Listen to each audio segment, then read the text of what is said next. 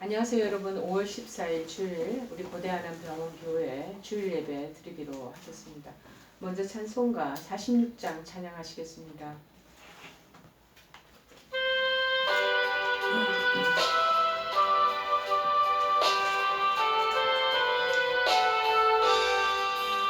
이날은 주님 정하신 참 기쁜 날일세. 온 천하 만민 주 앞에 다 찬송하여라. 주 오늘 부활하시고 사망을 이겼네. 우주를 믿는 성도들 그 복음 전하세. 만왕의 왕인 예수께 호산나 부르세. 이날에 주가 오셔서 다 구원하시리. 큰 권능 가진 구세주 살 길을 주려고 온 세상 만민 가운데 주 함께 계시네. 이날에 모인 성도들 호산나 부르세. 저 하늘 천군 천사도 다 화답하여라.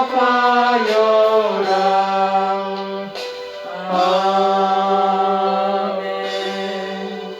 우리 다 같이 사도신경 우리 신앙을 고백하시겠습니다. 전능하사 천지를 만드신 하나님 아버지를 내가 믿사오며 그 외아들 우리 주 예수 그리스도를 믿사오니 이는 성령으로 잉태하사 동정녀 마리아에게 오시고 본디오 빌라도에게 고난을 받으사 십자가에 못 박혀 죽으시고 장사한 지 사흘 만에 죽은 자 가운데서 다시 살아나시며 하늘에 오사 전능하신 하나님 우편에 앉아 계시다가 저리로서 산자와 죽은 자를 심판하러 오시리라.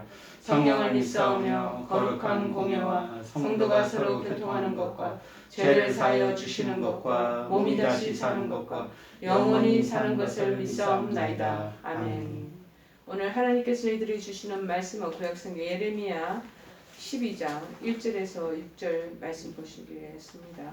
예레미야서 12장 1절에서 6절 말씀 보시겠습니다. 페이지수로는 1069쪽입니다. 제가 가지고 있는 성경책으로는 1069쪽 예레미야서 12장 1절에서 6절 말씀 보십니다. 다 찾으셨으니 제가 봉독해 올리겠습니다. 여호와여, 내가 주와 변론할 때에는 주께서 의로우시니이다. 그러나 내가 주께 질문하옵나니 악한 자의 길이 형통하며 반역한 자가 다 평안하면 무슨 까닭이니까. 주께서 그들을 심으심으로 그들이 뿌리가 박히고 장성하여 열매를 맺었거늘 그들의 입은 주께 가까우나 그들의 마음은 머니이다. 여호와여, 주께서 나를 아시고 나를 보시며 내 마음이 주를 향하여 어떠함을 감찰하시오니 양을 잡으려고 끌어낸 것 같이 그들을 끌어내시되 죽일 날을 위하여 그들을 구별하옵소서. 언제까지 이 땅이 슬퍼하며 온 지방의 채소가 마르리까.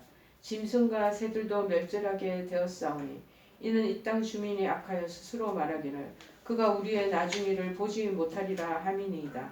만일 네가 보행자와 함께 달려도 피곤하면 어찌 능히 말과 경주하겠느냐.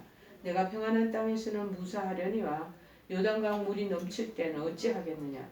내 형제와 아버지의 집이라도 너를 속이며 내 뒤에서 크게 외치나니 그들이 내게 좋은 말을 할지라도 너는 믿지 말지니라. 아멘. 오늘 주님이 주신 말씀은 다가올 환난을 대비하라 라는 내용의 말씀입니다. 다가올 환난을 대비하라. 오늘 12장 앞에는 이제 11장의 내용이 있거든요. 11장 18절 그 하단의 23절까지의 내용에서는 예레미야는 자신의 동족이자 같은 고향 사람들, 이 아나돗 사람들이 이 예레미야를 또 여기 죽이려 하는 음모를 알고 하나님이여 그들을 심판해 주소서 하고 하나님 앞에 이제 탄식하면서 호소하는 내용이고 거기에 대한 응답이 오늘 이 본문의 내용을 얘기합니다. 그래서 악인이 형통하는 이런 현실적인 문제에 직면하면서 이 하나님께서 지금 공의의 하나님이신데 이 악인이 형통하도록 이렇게 방관하고 지켜만 보고 계십니까 하고 지금 예레미야가 막 질문하고 항변을 하고 있는 그런 본문의 내용입니다. 이러한 예레미야의 이 항변은 1차적으로는 자신을 죽이기 위해서 살해하려는 이 아나도 사람들에 대한 어떤 반발, 그렇지 않으면 거기에 대한 그런 저항감 때문에 비롯되었다고 볼 수 있는 것이죠. 그러나 보다 궁극적으로는 자신들의 이 고향 사람들의 악한 행위로 투영되는 유다의 심각한 이 타락에 대한 고뇌에 찬 그러한 질문이라고 볼 수가 있는 것이죠. 저 악인의 형통, 의인의 고난, 이거 두 개를 한번 우리가 대조하면서 살펴보면 누구나 지금 오늘날에도 똑같이 그 당시 이 예레미야만 그 상황에 맞닥뜨려서 던지는 질문이 아니라 저희들에게도 똑같은 질문이 나올 수가 있는 것이죠. 경건한 신앙인이라면 내가 주님을 따라서 잘 걸어가고 있는데 어떻게 저는 이렇게 어렵게 되고 그렇게 믿음의 길에 서지 않고 자기 멋대로 욕망과 자기 자신의 그 유익을 쫓아서 사는 저자들은 저렇게 잘 됩니까? 하는 의문이 동일하게 올라올 수 있는 것입니다. 자, 구약에서도 유명한 몇몇 인물들이 이러한 우리와 지금 동일한 그 질문을 가지고 하나님 앞에 항변하는 마음을 품었던 것들이 기억이 납니다. 대표적으로 욥을 들 수가 있죠. 욥도 있고 또 시편 기자 시편에 나오는 그 주인공의 얘기도 또 우리와 유사한 그런 의문점을 하나님 앞에 직면하는 것들을 우리가 찾아볼 수 있고 또 하박국에서도 이 동일한 우리와 같은 이슈를 가지고 의문점을 하나님 앞에 대두시키는 면들이 있다는 것을 봅니다. 물론 이 사람들은 다 이제 제가 조금 전에 거론했더니 성경의 인물들은 하나님을 통해서 그 의문을 다 해결받은 자들이죠. 즉 욥은 그거 다시 나중에 회복이 되잖아요. 완전히 자녀도 하나님께서 다 뺏어가셨고 가지고 있던 소유도 다 하나님께서 송두리째 앗아가셨고 와이프도 죽고 뭐 이런 그런 상황에 아주 비참한 말로를 맞이했는데 마침내 그거를 하나님께 다시 회복을 시켜주셔요. 회복을 통해서 하나님이 회복되기 전에 그에게 그런 하나님이 가지고 있는 당신의 의에 대해서 하나님의 의에 대해서 이 욥을 다시 들춰내시면서 네가 말하는 게 어떻게 적당한 항변이 될 수 있냐 하고 조목조목 그 부분을 대답을 해주시는 부분. 그러면서 나중에 욥을 회복시켜 주시죠. 시편의 이 기자도 하나님 정소에 들어감을 통해서 마침내 나중에는 고난과 여러 가지 시달림을 받게 되지만 마침내 하나님의 그 존전에 들어가면서 그 모든 의문의 수직까지 다 벗겨나는 것을 경험하게 되었고 하박국이라는 이 선지자도 마찬가지로 의인은 믿음으로 말미암아 살리라는 이 회답을 통해서 해결받게 된 부분들을 우리가 성경을 통독하다 보면 깨달을 수 있습니다. 이상과 같이 이 예레미야를 비롯한 이 구약 시대에 경건하게 살았던 신앙인들, 믿음의 사람들이 스스로 이 문제를 해결할 수가 없는 거죠. 아무리 노력을 해도 해결할 수 있는 문제에 대해서 오직 하나님께만 자꾸 이제 기도하면서 호소하고 간구하는 거예요. 그러므로서 나중에 하나님께서 그 부분에 대한 답변을 이렇게 주시는 모습이 오늘날 우리들에게도 이 신앙과 삶에 있어서 해결해야 할 문제점들을 어떻게 처리해야 하는가를 잘 교훈해주고 있는 것이 아닌가 싶습니다. 즉 모든 문제의 해결은 사람의 힘이나 내 능력에 있는 것이 아니라는 거죠. 정말 그 우리가 가지고 있는 이 세계를 뛰어넘는 그 위에 계시는 하나님만이 그것이 문제를 해결하시고 또 승리하시는 그 하나님께 의지할 때만에 비로소 이 문제 해결이나 의문을 가지고 있는 의구심들이 풀리게 된다라는 것을 말씀하고 있는 것입니다. 그래서 우리가 여러분도 지금 병실에 입원 가려 중에 계시지만 의문이 일어났을 거예요. 내가 이렇게 믿음 생활 잘하고 경건한 삶을 잘 살아왔고 그리고 주님을 길을 지금도 쫓아가려고 애를 쓰고 있는 나에게 이런 불행이, 이런 질병이 왜 나에게 이게 닥쳐온 것입니까?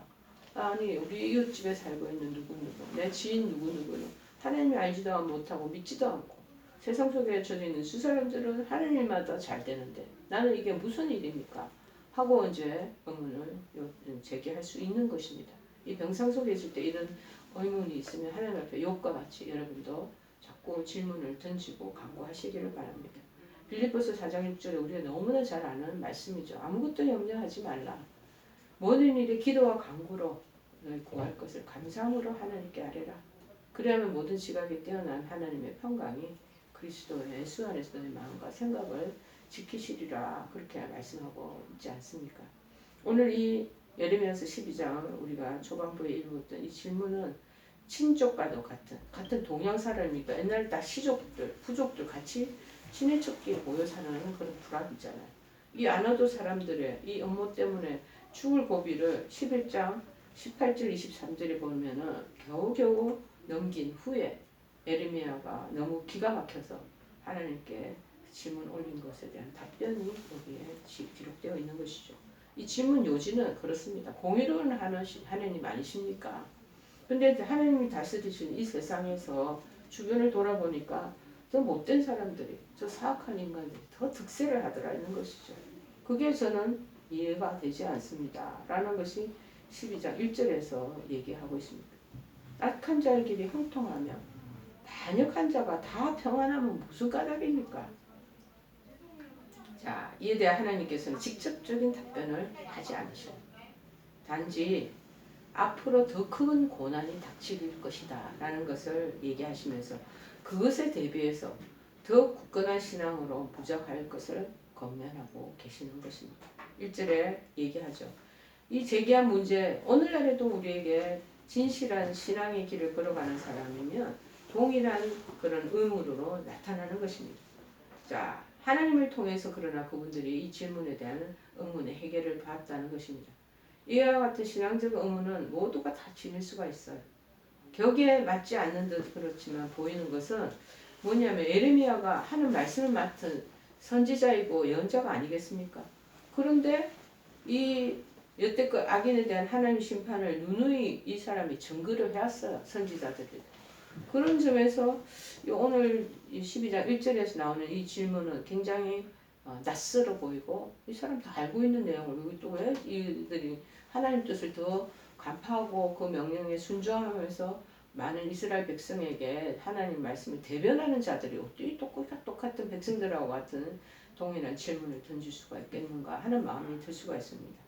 자, 그러나 결코 이 예레미야 자체 이분이 하나님의 경륜에 대해서 의심을 해서 그렇다기보다는 오늘 본절의 상반부에서 그가 하나님의 의로우심에 대해서 먼저 밝히고 있다는 것을 보면 우리가 이해가 더 빠르죠. 이 질문을 통해서 그가 아나도 주변의 그 동양 사람들을 비롯한 유다 백성들의 이 박해로 인해서 잠시 시험에 들지 않았겠는가. 일부 그런 사람들은 신학자들도 추측하는 면도 있지만 하지만 이런 추측은 옳지 않다라고 또 이분들이 결론을 내리고 있습니다. 다만 이 예레미야 선지자 예레미야는 악인들에 대한 심판이 반드시 임할 것이라는 사실을 알고 있어요. 자, 그래도 여전히 하나님의 공의에 그거 반대로 되어가는 일들이 계속적으로 나타나니까 이 현실을 납득하기 어렵겠죠. 언젠가는 심판하시는데 지금 주어지는 현재 상황에는 뭐 변함이 없는 거예요. 그들이 득세하고 잘되고 왕성하고 믿는 사람들은 점점 세진되어 가는 것 같고 모든 것이 쪼그라드는 것 같은 그런 상황적인 것이 분명히 납득하기 어렵지 않았겠는가. 그래서 하나님과 경륜을 통해 하나님의 경륜에 대해서 보다 분명한 가르침을 또 얻고자 한 뜻에서 하나님의 공의 의로우시니까 하고 먼저 위에 서두로 내세운 것이다 라고 말씀을 우리가 받아들이면 좋겠습니다. 이전에 얘기하시죠. 주께서 그들을 심으심으로 그들이 뿌리가 박혔다. 먼저 이 예레미야 선지자는요. 하나님께서는 예레미야에게 현재의 고난을 보행자들, 길을 걷는 사람들이 경주하는 것에 비유한다면 앞으로 다가올 고난은 이 길을 걷고 그냥 우리가 걸어가는 이 보행자와는 비교할 수 없이 빠른 말과의 경주에 비할 수 있다고 말씀하신 것입니다. 하나님 어떨 때 질문을 우리는 듣고 싶고 답변을 알고 싶어서 이렇게 질문을 던지면 그 우회적인 그런 답변을 응답을 주실 때가 있다는 것이 우리가 참 아이러니합니다. 여러분, 이 말씀은 한국교회 현 시대에 살고 있는 우리 자신에게 얼마나 귀중한 말씀으로 우리가 해석하고 받아들여야 할 것입니까? 실제로 우리들도 보행자, 길을 걷는 사람들이 걷잖아요. 뭐 산책하면서도 걷고 어느 목적지로 가기 위해서 도보로 걸어가고 그런데 이 보행자들의 경주에 비유할 수 있을 만큼 평안한 시대에 살았던 저희들 아니겠습니까? 코로나 이전에는 그 당시 1980년대 90년대 하면 기독교가 굉장히 왕성하던 시절이었습니다. 마음만 있으면 얼마든지 전도할 수 있었습니다. 또 그리고 성전에 가서 기도할 수 있었고 그리고 주일 성수도 마음대로 우리가 거룩히 지킬 수 있었습니다. 아무런 제한이나 방해 없이 그리고 주어진 그 자기의 직분대로 열심히 또 하나님께서 명하신 대로 봉사 헌신 다 할 수 있었습니다. 그러나 여러분 우리가 지금 3년간의 이 코로나 감염을 지나오면서 장차 우리에게는 언제 이제 발로서 걸어가면서 경주하는 것이 아니라 말과 경주하는 것 같이 힘들고 어려운 그런 환란의 가운데 찾아들게 될 것이라는 것을 우리에게 은근히 암시하는 그런 내용의 말씀이 아니겠는가. 그래서 그 어렵고 힘든 상황에서 주님을 섬겨야 할 때가 다가올지 알 수 없다라는 말씀이 그렇게 크게 와닿더라고요. 이전에는 평화롭고 안정적인 분위기에서 신앙생활을 했지만 이제 이 우리가 환란의 이 3년간의 기간이 지나면 지금 예배 상태도 많이 바뀌어지고 온라인 시대에 들어들면서 비대면 예배가 성황을 이루고 그래서 기존 있던 알곡 같은 신앙의 사람들이 자꾸 이렇게 떨어져 나가고 그러다 보니 각 개개의 교인들도 많이 지금 감소가 되었다고 얘기 듣고 있습니다. 이게 무엇을 얘기합니까? 그러나 지금 우리가 지금 이 시기보다도 지금은 다시 회복이 되었다 하지만 이전처럼 그렇게 완전한 회복은 이루어지지 않았어요. 그냥 한 90% 회복은 이루어지고 10%는 많은 우리 성도들이 신앙에서 탈락되고 이탈되어 있다는 것을 볼 수 있죠. 그런데 이 말과 경주하는 것 같이 어떻게 보면은 그 환란의 때가 막 급하게 또 올 수 있다라는 거예요. 이거는 이제 많은 신학자들이 성경 신학자들이 예측하고 있습니다. 앞으로 시대는 지금도 얼마 전에 터키에 그런 반란의 시대가 있지 않았겠습니까? 터키에서 그렇게 지진이 발생하고 한 4만 명이 지금 사망자가 있게 되고 그 우크라이나의 소련과의 전쟁이 발발하고 지구의 온난화로 여러 가지 자연재해가 이제 곧 위로 닥치는 이런 시대가 올 것이라는 것이죠. 그래서 무엇보다도 그때가 말에 경주를 하는 것처럼 급히 오기 전에 넉넉히 이길 수 있는 굳센 신앙을 우리가 지금 잘 가지고 있어 보면서 우리 신앙의 모든 경주를 다 해나가는 것이 필요하다는 것을 말씀하고 있습니다. 그렇다면 이 다가올 환난 그게 언제인지 우리는 잘 몰라요. 예측도 안 되고 그렇지만 분명한 그 환난을 대비하기 위해서 지금 우리는 무엇을 해야 하겠는가라는 것을 우리가 오늘날의 말로 한번 풀어서 우리는 해석하며 지켜야 될 것입니다. 첫째는 뭐냐? 그렇게 급하게 오는 그 환난의 때가 아직 당도하지는 않았지만 pretty soon 곧 도착할 것이기 때문에 우리가 해야 될 이 시점에서는 뭐냐? 하나님과 친밀한 교제권에 있어야 된다는 것입니다. 성도에게 오는 이 고난을 이길 수 있는 능력의 원천은 무엇이겠습니까? 그것은 우리 성도들 개인 자신의 굳은 의지? 그게 아닙니다. 우리가 가지고 있는 지식? 그것도 해당 사항이 안 되는 성품? 그것도 이 다가올 환난에는 비하면은 그거는 택도 없이 모자라는 자원이라는 고난을 이길 수 있는 능력 그거 하나님으로부터 부어지는 그 힘을 의지해야 된다고 말씀하고 있습니다. 하나님과 항상 친밀한 관계를 day by day, every day 그 관계를 유지하는 것은 언제 닥쳐올지 알 수 없는 이 고난을 극복하기 위한 필수 요소가 된다라는 것입니다. 우리에는 그 당시 위대한 왕 다윗을 비롯한 이 시편 기자들이 견디기 힘든 고난에 직면하였을 때마다 무엇보다도 먼저 하나님의 보호와 위로를 막 기도하면서 요청했던 그 사실을 시편 이것저것에서 우리가 살펴볼 수 있습니다. 대표적으로 시편 34편 19절은 언급하기를 의인은 고난이 많다는 거예요. 의인은 고난이 많으나 여호와께서 그 모든 고난에서 건지시는도다. 시편 71편 20절 21절에 말하기를 우리에게 여러 가지 심한 고난을 보이신 주께서 우리를 다시 살리시며 땅속 깊은 곳에서 다시 이끌어 올리시리이다. 나를 더욱 창대하게 하시고 돌이키사 나를 위로하소서. 시편의 이곳저곳에 기자들이 계속 자기들도 환난과 시련을 역경을 겪으면서 당하는 그 상황 속에서 하나님의 보호와 위로를 요청하고 기도했던 그 부분이 곳곳에서 흔적들이 보입니다. 119편 107절에도 그들의 그 호소가 보이는데 나의 고난이 매우 심하오니 여호와여 주의 말씀대로 나를 살아나게 하소서. 고난이 제일 끝자락에 갈 때 그 정점에 이르면 사람들이 신앙을 잃어버린다. 주의 말씀도 희미하게 느껴진다. 그런데 주의 말씀대로 나를 희미해지고 지금 사그러지는 그 힘을 다시 일으켜 주십시오 하고 시편 기자들이 고백하고 있지 않겠습니까? 그러면서 119편 153절에는 말합니다. 나의 고난을 보시고 나를 건지소서. 내가 주의 율법을 잊지 아니함이니이다. 항상 하나님 말씀 율법과 고난하고 연결시켜서 이들은 봤다는 것입니다. 실로 이 사람들이 당하는 온갖 고난을 극복하는 최선의 길이 바로 여호와 하나님을 의지하는 것임을 깨닫고 그들은 그것을 지키며 실천했다는 것에 우리가 포인트를 줘야 할 것입니다. 또한 여러분, 우리의 싸움은 헬과 육에 대한 것이 아니라고 성경은 말합니다. 사단이 악한 영들과의 영적인 전투라고 얘기하고 있지 않겠습니까? 에베소서 6장 12절에 말합니다. 우리의 씨름은 혈과 육을 상대하는 것이 아니요 통치자들과 권세들과 이 어둠의 세상 주관자들과 하늘에 있는 악의 영들을 상대함이라. 그러면 이 같은 영적 전쟁, 영적 전투에 필요한 영적 무기가 있어야 된다. 즉 진리의 의와 평안과 믿음과 하나님 말씀과 같은 그 전신갑주를 우리가 갖추고 무장 딱 하고 있는 것이 필요하다는 것이죠. 그래서 에베소서 6장 13절 17절은 말합니다. 그러므로 하나님의 전신갑주를 취하라.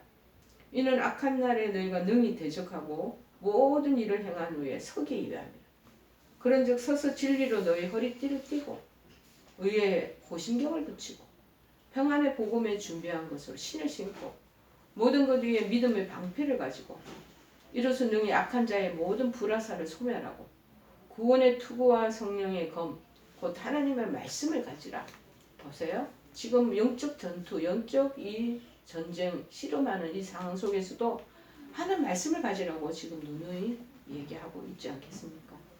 자, 이거는 바로 무슨 말을 의미하느냐? 즉 하나님과 하나 되어야 된다.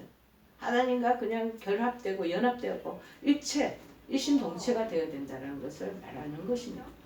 그러므로 영적으로 늘 깨어 있다면 하나님과 친밀한 교제를 계속 우리가 지속적으로 하고 있다면 이것이 바로 환난을 대비해서 갖춰야 될 최우선의 영적 우리의 무기가 되고 물리칠 수 있는 힘이 된다는 것을 우리에게 말씀하고 있는 것입니다. 두 번째는 뭐냐? 환난을 극복하는 자가 얻는 영광을 상고해야 된다고 말합니다.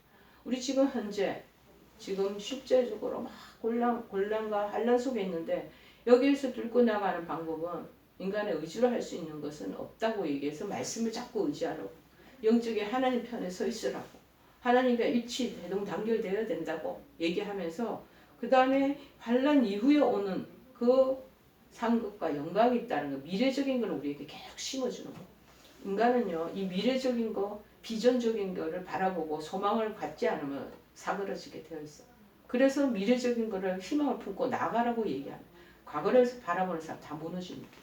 현재 속에 사는 사람들은 현재의 그 만족에 빠져 있을 수밖에 없습니다. 그러나 미래를 바라보고 성경은 전체 내용이 미래를 바라보는 소망을 얘기하는 성경입니다. 그 소망을 바라보고 걸어가라고 계속 우리에게 촉구하고 있는 것입니다. 똑같은 일이라 하더라도요, 여러분, 마음에 내키지 않는 사람이 그 일을 하는 것과 분명한 목표의식과 성취 욕구를 가진 사람이 그 일을 하는 것은 이 결과론에 있어서 큰 천황지 차이가 있다는 것을 알 수 있습니다. 그래서 심리학적인 그 대가들도 보면은 자꾸 미래를 바라보게 하고 미래의 소망을 품게 하고 미래에 내가 어떤 사람이 될 것이다라는 것을 이미지네이션, 상상을 자꾸 그것을 정폭적으로 확정시켜서 볼 수 있도록 하게 한다라는 것입니다. 그런데 성경에 그분들의 심리학자들의 모든 서구의 심리학자들의 그들의 영향은 뭐냐면 성경에 근거한 영향에서 나오는 소리예요. 여러분, 이 땅에서 하나님 명하신 바를 수행하며 그를 위해 받는 고난을 견디는 일에 있어서도 똑같습니다. 다가오는 온갖 고난을 이겨낸 후에 받게 될 상급과 영광이 어떤 것인가를 알아야 된다는. 그래서 그것이 바로 고난을 이길 수 있는 큰 힘이 될 수 있다는 것을 얘기하고 있습니다. 여러분, 독일에 우리가 2차 세계대전에 큰 유대인 수용소에서 빅터 프랭클이라는 사람이 유일하게 혼자 살아남은 사람이에요. 이 사람은 고난과 그 유대인들의 학살, 그 독가스 속에서 수만 명이 죽어가는 그것을 옆에서 실제적으로 목격하고 살았던 사람입니다.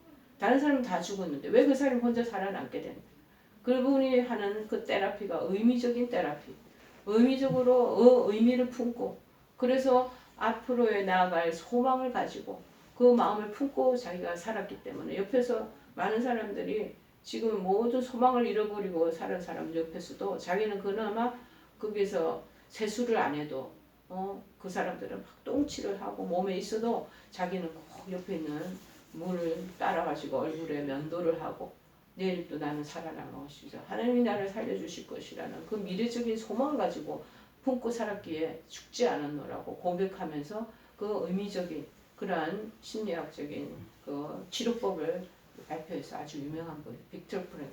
여러분, 하나님께서는요 우리에게 삶 가운데 다가오는 각종 고난들을 견디고 이겨낼 것을 명령하셨습니다. 자, 로마서 8장 17절에 말합니다. 자녀이면 또한 상속자요. 또 하나님이 상속자요. 그리스도와 함께한 상속자니 우리가 그와 함께 영광을 받기 위하여 고난도 함께 받아야 할 것이니라. 짜쳐 잘못하면 믿음 안에 있으면 다 복이 온다고 생각하고 형통의 길로 간다고 생각하는 그런 기복적인 신앙을 가진 사람들이 우리나라에 그러한 교회 안에 많이 있습니다. 그런 풍조가 많이 배어들고 있습니다. 그러나 성경은 분명히 말합니다. 영광을 받기 위해서 고난도 함께 받아야 된다. 두 개를 같이 공유하고 같은 선상에 놓고 있습니다. 골로새서 1장 24절에 말합니다. 나는 이제 너희를 위하여 받는 괴로움을 기뻐하고 그리스도의 남은 고난을 그의 몸된 교회를 위하여 내 육체에 채우노라. 정말 몸된 교회를 위하여 내 육체가 정말 다 닳고 없어질 정도로 그 일들을 위해서 정말 하고 있다. 그런데 그 와중에 기쁨의 시간들, 정말 행복한 시간들도 있겠지만 고난받고 결함당하는 일이 더 많다는 거예요. 성경이 어렵듯이 여기 다 제시해 놓고 있습니다. 그래서 야고보서 5장 10절에 말씀하시기를 형제들아 주의 이름으로 말한 선지자들을 고난과 오래 참음의 본으로 삼아라. 모델링으로 하라는 거예요.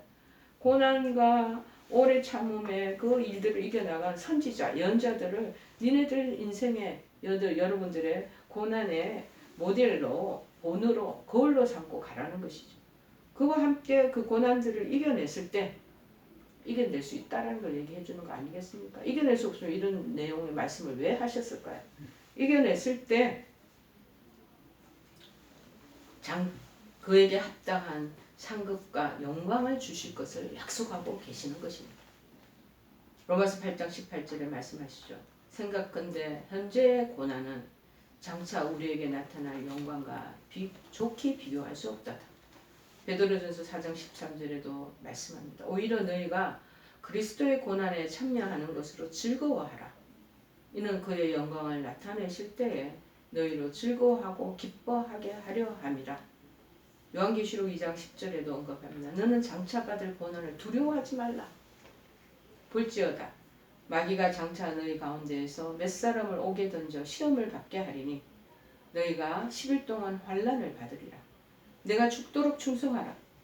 그리하면 내가 생명의 면류관을 내게 주리라. 하나님께서 고난을 이긴 자에게 주실 것으로 약속하시고 있지 않겠습니까? 이 영광은 이 땅에서 견뎌야 되는 고난하고 딱히 비교할 수 없을 정도로 큰 것이라고 우리에게 큰 소망을, 비전을 말씀해주고 계시는 것입니다.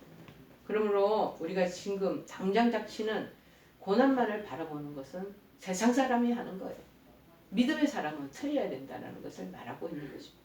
눈을 들어 하나님께서 나를 위해 준비하신 이 생명의 면류관을 자꾸 바라볼 수만 있다면 우리는 그 고난을, 지금 현재 당하는 이 어려움을 넉넉히 이기고 승리하게 된다고 말합니다.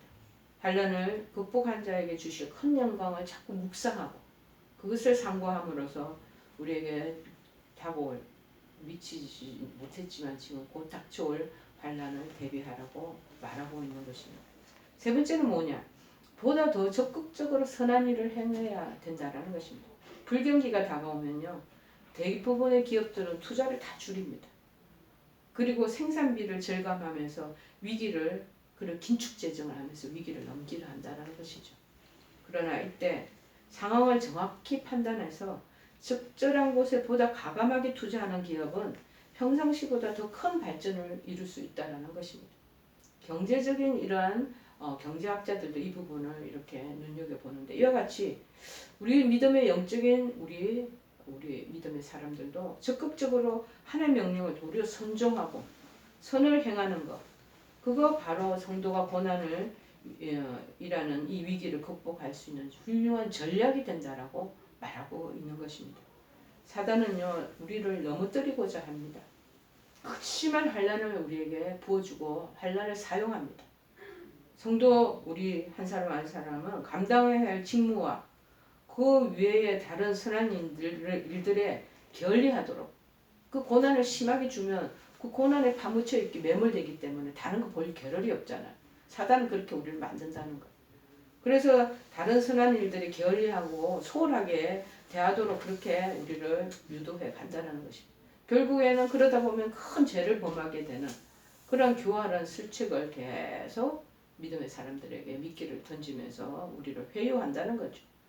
자, 그래서 중요한 것은 뭐냐? 환난이 닥쳐오고 고난이 있을지라도 위축되지 말아야 된다. 오히려 더 적극적으로, 반대급부적으로 선을 행하고 하나님의 명하신 바를 굳건하게 순종하는 그런 위치에 돌았을 때 사단은 여러 가지 미끼를 던지고 회유하는데도 끔찍도 안 하네 하면서 떠나갈 것이라는 것이죠. 그래서 야고보서 4장 7절에도 우리에게 주시는 교훈이 있습니다. 그런즉 너희는 하나님께 복종할지어다. 마귀를 대적하라. 그리하면 너희를 피하리라. 하나님의 그늘 안에 싹 스며들어가야 된다는 것이죠. 여러분, 공격을 우리가 축구나 이런 요새 축구 경기를 아주 대중화시켜서 여장들도 연예인들도 축구하게 만들고 뭐 각종 이제 프로들이 하는 축구를 일반 대중화시켜서 뭐 뭉쳐야 찬다 뭐 이런 프로그램도 있고 아마추어들이 동네 그 조기 축구 애들이 막 축구하는 걸 많이 부각시키고 있지 않겠습니까? 그런데 골을 하나 더 넣기 위해서 공격하는 건 필수입니다. 그런데 공격을 하는 것도 어택하고 이 공격수들이 앞장서서 골인시키는 것도 중요하지만 수비하는 것, 이것도 공격의 하나의 최방편이라고 말하는 사람들이 있습니다. 여러분, 공격은 최선의 수비라는 말처럼 움츠러들지 말아요. 도리어 선을 행함으로써 사단의 이 영역을 공격해야 된다는 것입니다. 이것이 환난을 대비한 우리의 준비가 되는 것이라는 것을 알려주고 있는 것입니다. 여러분, 지금은 걷는 사람들이 경주하는 것 같이 걷기 대회 하는 것 같이 그리 어렵지 않게 우리가 평안한 가운데 있을지라도 우리의 삶 가운데 언제 어디서 극심한 환난을 맞을지는 우리가 전혀 예측할 수 없습니다. 그러므로 지금 우리는 늘 하나님과 평소에 친밀한 교제, 좋은 믿음의 관계들을 하나님과 나누고 그런 환난 속에서 믿음의 그 경주를 잘 지켜나가면 이 환난을 극복하는 자에게 하나님께서 약속하신 말씀이 있어요. 인간의 약속은 믿을 수 없지만 하나님은 약속하신 거 지키시는 분이에요. 이 약속하신 영광을 우리가 굳게 신뢰하고 적극적으로 선을 행해 나가는 거예요. 적극적으로. 이 위기에 시련에 고난의 이 시절에 있으면 사람들이 다 우겨싸움을 당하기 때문에 이게 눈높이가 굉장히 낮아진다고 할까요? 더 이상을 보지 못하는 그런 한계를 자꾸 직시하게 됩니다. 그래서 내 한계에 내가 사로잡혀가지고 더 이상 뭔가를 할 수 있는 그런 여력이 없고 사람이 소극적이 되어버리는 거예요. 질병의 사통은 여러분도 마찬가지입니다. 그러나 오히려 더 적극적으로 선을 행하고 하나님의 그 관계를 더 돈독히 하고 나간다면 더 심한 일들이 우리에게 닥칠 때도 이 환난을 대비하며 극복하게 된다는 것입니다. 여러분, 지금은 큰 환난이 없어서 평안하다 생각하는 사람도 있을지도 모르겠습니다. 그런데 인생은 그렇게 우리가 생각하는 것처럼 늘 365일 우리 인생 동안 늘 평탄하지만은 않도록 하나님이 만들어 놓으셨어요. 실실 날실이 있듯이 평안한 때가 있다면 그 다음에 위기의 때도 오고 위기의 때만 늘 있느냐? 아니에요. 또다시 하나님이 화평을 주는 그러한 때 평화의 시대를 또 맞이하게 해준다는 것이죠. 역사의 흐름도 보세요. 역사에 우리가 어떨 때는 전쟁의 위험에 있기도 하지만 어떨 때는 평화로운 시기를 또 맞이하게 되고 어떨 때는 평화롭다 하고 있으면 또 하나님이 언젠가 또다시 이 외부의 침입자들이 들어오게 해서 긴장하고 그렇게 또 만들도록 하고 이런 것들이 계속 시실날실이 연결되어 있는 것처럼 그렇게 하시지 않겠습니까? 지금 평안하다 해서 결코 방심하지 말고 경계를 결리하지 말아야 될 것입니다. 오직 깨어서 준비한 자만이 하나님이 베푸시는 그 잔치에 참여할 수 있다는 것을 우리가 기억하시고 평소에 하나님과 늘 친밀한 그 교제를 이루고 그리고 환난을 극복하는 자에게 주시는 영광이 뭔가 상급이 뭔가 머릿속에 그거를 염두에 두시고 그리고 보다 적극적으로 선한 일을 도모해 나가는 저와 여러분 되시기를 간절히 도전해 드립니다. 이 찬송가 이 383장 찬송해 주시겠습니다.